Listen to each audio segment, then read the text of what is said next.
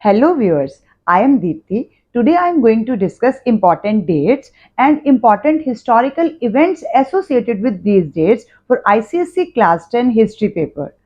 As I have told you in my solution of specimen paper video that it is very important for you to see history as a movie. For this you need to learn a few dates so that you can learn the causes and consequences of all the events related with your history paper. As you know, our history starts with first war of independence. It means 1857. So our first important date is March 29, 1857. Resentment by Mangal Pandey at Barakpur. It means this is the immediate cause for this first war of independence. Next is November 1, 1858. And here Queen Victoria's proclamation was read by Lord Canning. And who was Lord Canning? He is the first Viceroy of India. 1876, Queen Victoria assumed the title of Empress of India. 1877, the Grand Delhi Darbar was organized by Lord Lytton. 1878, Vernacular Press Act and Indian Arms Act were introduced. 1882, Vernacular Press Act was repealed by Lord Ripon. Repealed by Lord Ripon and applied by Lord Lytton. 1883, Ilbit Bill was prepared. 1883 again, first session of Indian National Conference, not Congress, conference was held at Kolkata. 1885, foundation of Indian National Congress, where in Mumbai, and who is the president? Vomesh Chandra Banerjee was the president. Congress के total 4 sessions हैं जिनकी dates आपने याद रखनी है, president के name याद रखने हैं और प्लेस याद रखने हैं कि कहां पर ये सेशन हेल्ड हुए थे. 1886 second session of INC Indian national Congress presided by Dadabhai Naoroji and the place is Kolkata. 1899 to 1905, this is the tenure of Lord Curzon. 20th July 1905, the partition of Bengal was announced.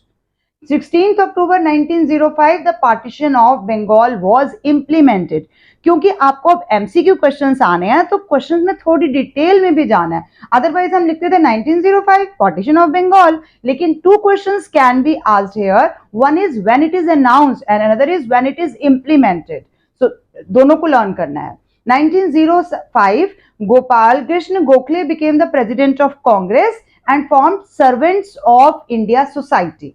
1906, formation of Muslim League. 1907, the Surat split and presidentship is राज बिहारी घोष के हाथ में थी इस time में.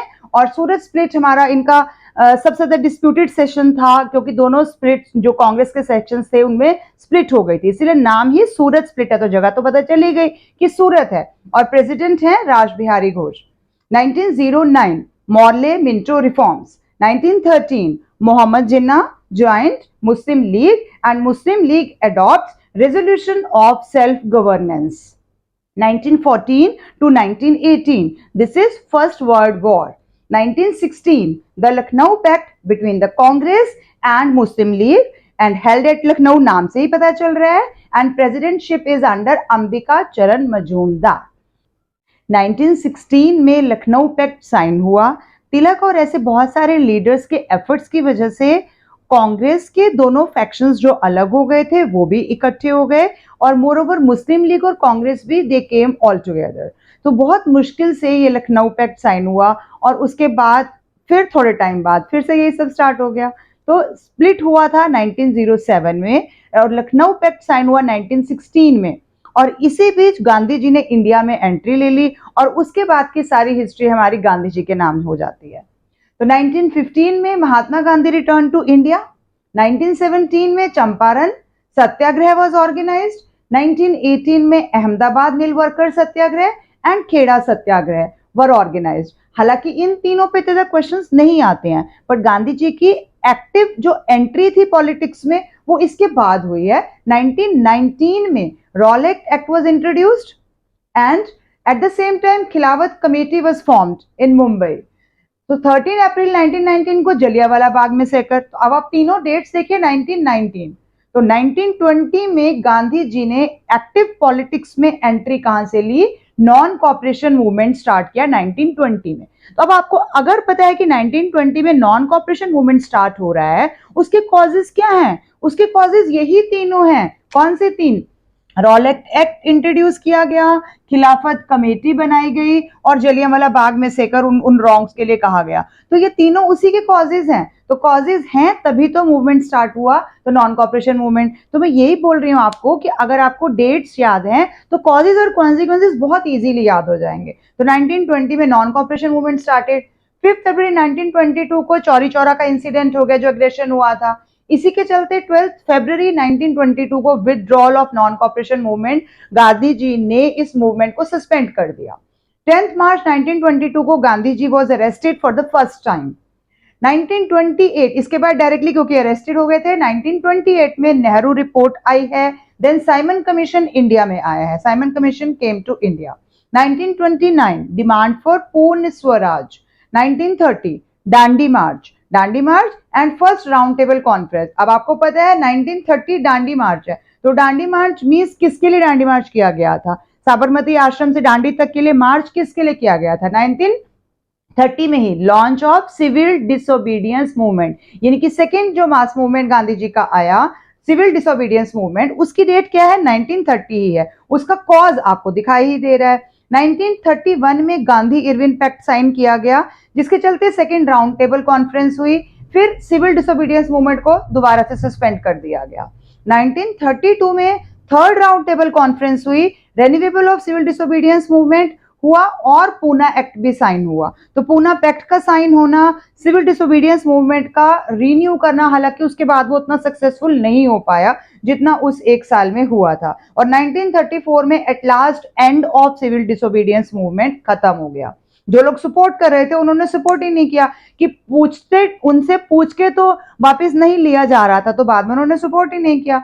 1935 में government of India act आया, जिसको 1935 ही act कहते हैं। 1939 से 1945 में कंटेम्पररी वर्ड में आपने देखा ही हुआ है, सेकेंड वर्ल्ड वॉर। 1939 से 1945, then 1940 Jinnah declared two nation theory and August offer, दोनों ही 1940 में है। Then 1942 Cripps mission and quit India movement. तो 1942 में क्विट इंडिया मूवमेंट, जिसने गांधी जी ने दिया था डू और डाई का, जो बहुत ही इंपॉर्टेंट स्लोगन है, वो हमने करना है 1942 में। तो उसके बाद जो डेट्स आ जाती हैं उसमें सुभाष चंद्र बोस कब पैदा हुए, ये सब तो हमारे को आना नहीं है। तो जो अगले चैप्टर, यानी आपको पता है कि 1942 में जब गांधी जी का क्विट इंडिया मूवमेंट चल रहा था, इधर से आईएनए का यानी कि सुभाष चंद्र बोस का भी हमारी पॉलिटिक्स में बहुत इंपॉर्टेंट रोल है, जिसको हम बिल्कुल इग्नोर नहीं कर सकते हैं। तो 1939 में Bose was elected as the president of Congress at the Tripuri session. 1939, इससे पहले की डेट्स हैं ये। 1939 में बोस का इलेक्शन हुआ था प्रेसिडेंट बनके त्रिपुरी सेशन में। 3 मई 1939 को forward block was formed by Netaji. तो 3 मई 1939 में उन्हें फॉरवर्ड ब्लॉक बनाया। 1 सितंबर 1942 को Indian national army was established. तो ये दोनों कहीं पैरेलल चल रहे हैं, इधर से गांधी जी का मूवमेंट और इधर से सुभाष चंद्र बोस की इंडियन नेशनल आर्मी। 1 सितंबर 1942 में एस्टेब्लिश हुई।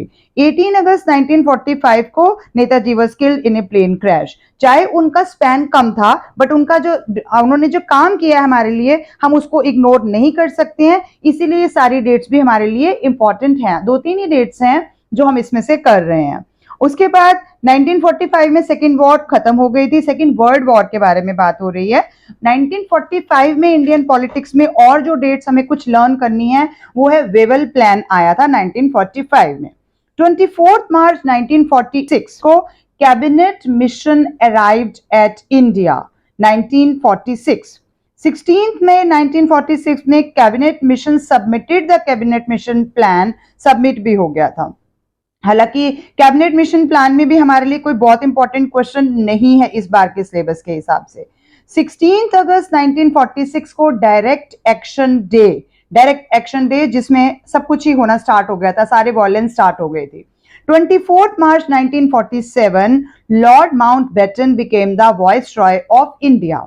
15 जून 1947 Congress accepted the Mountbatten plan.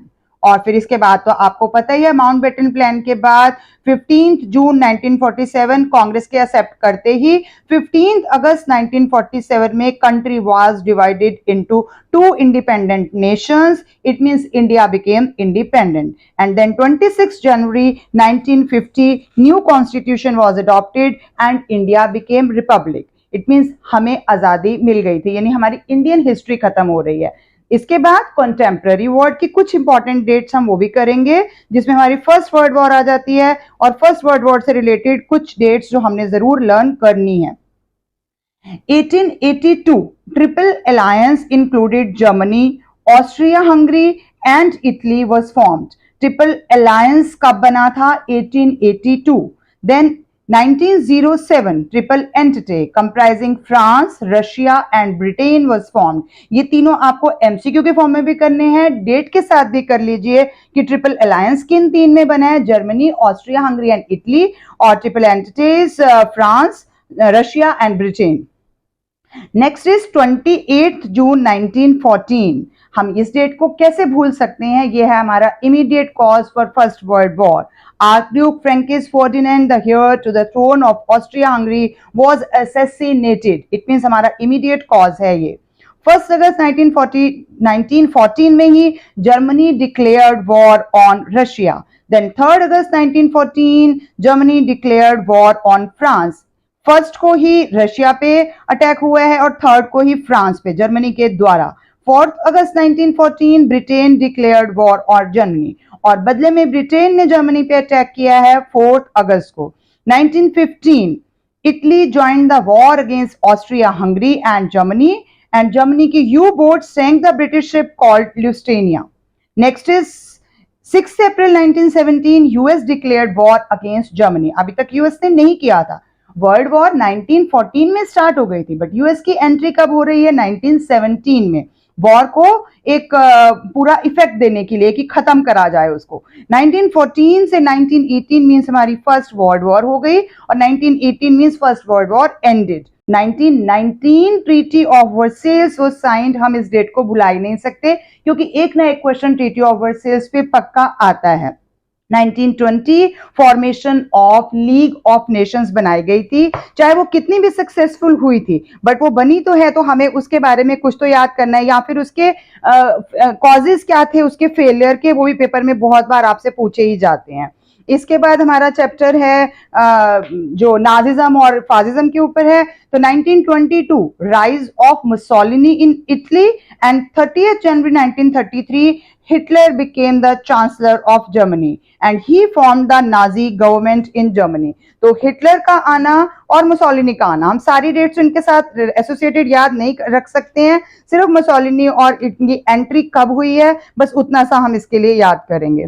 Second world war से रिलेटेड अगर हम बात करेंगे तो सेकेंड वर्ल्ड वॉर के साथ रिलेटेड हमारा आ जाएगा 1 सितंबर 1939 German invasion of Poland, beginning of second world war, यानी कि immediate cause for second world war. Germany ने जानबूझ के पोलैंड को इन्वेड किया ताकि सेकेंड वर्ल्ड वॉर स्टार्ट हो सके। 3 सितंबर 1939 declaration of war by England and France against Germany. 7 मई 1945 जर्मनी ने सरेंडर कर दिया, जर्मनी सरेंडर्ड। 6 अगस्त 1945 atom bomb dropped on Hiroshima. 9 अगस्त 1945 atom bomb dropped on Nagasaki. 15 अगस्त 1945 surrender of Japan and end of second world war. तो आपको पता है फर्स्ट वर्ल्ड वॉर और सेकेंड वर्ल्ड वॉर दोनों से रिलेटेड एक क्वेश्चन जरूर आता है। फासिज्म नाजिज्म कंटेम्प्रेरी वर्ल्ड में से भी आपको क्वेश्चंस करने ही हैं। फिर यूनाइटेड नेशंस का एक क्वेश्चन आता है आपको पेपर में, इन्हीं में से तो आपको चॉइस मिलती है। बार बार जब मैं वीडियो बनाती हूँ तो क्वेश्चन आता है मैम पेपर तो 80 मार्क्स का होता है, वीडियो 110 मार्क्स की क्यों बन रही है? भाई चॉइस देनी छोड़ दी क्या काउंसिल ने? चॉइस क्यों नहीं आप लोग याद रखते हैं? October 24, 1945 UNO was formed at San Francisco and it officially come into existence. UNO का आना हमारे लिए एक बहुत ही इंपॉर्टेंट हिस्टोरिकल डेट है, चाहे कंटेम्प्रेरी वर्ड के, बट हम इसको इग्नोर नहीं कर सकते हैं। 24 अक्टूबर 1945 UNO was formed at San Francisco and it officially came into existence। तो यहाँ हमारी बहुत सारी डेट्स जो इंपॉर्टेंट हैं वो हमने ऑलरेडी कवर कर ली हैं। मेजर एजेंसीज में से आपको ज्यादातर उसके फंक्शंस पूछे जाते हैं कि किसने क्या बनाया, कौन कौन सी तरह से उन्होंने कौन कौन से फील्ड में कैसे कैसे कंट्रीब्यूशन दी है।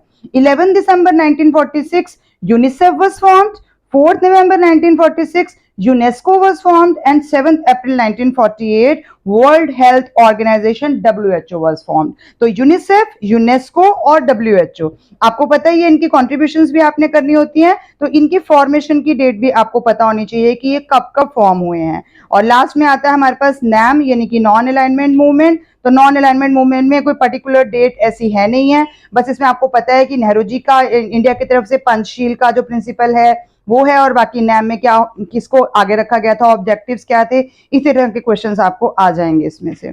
तो with this I conclude my today's video related with the dates of Indian history as well as contemporary world related with ICSE class 10. Hope I am able to make sure that all these dates are important, but आपको पता है सारी dates तो paper में नहीं आ जाएंगी, but उनको समझने के लिए हमें बाकी डेट्स को पढ़ना है। Thank you for watching till the end. Keep watching, sharing and subscribe to my channel. Thank you.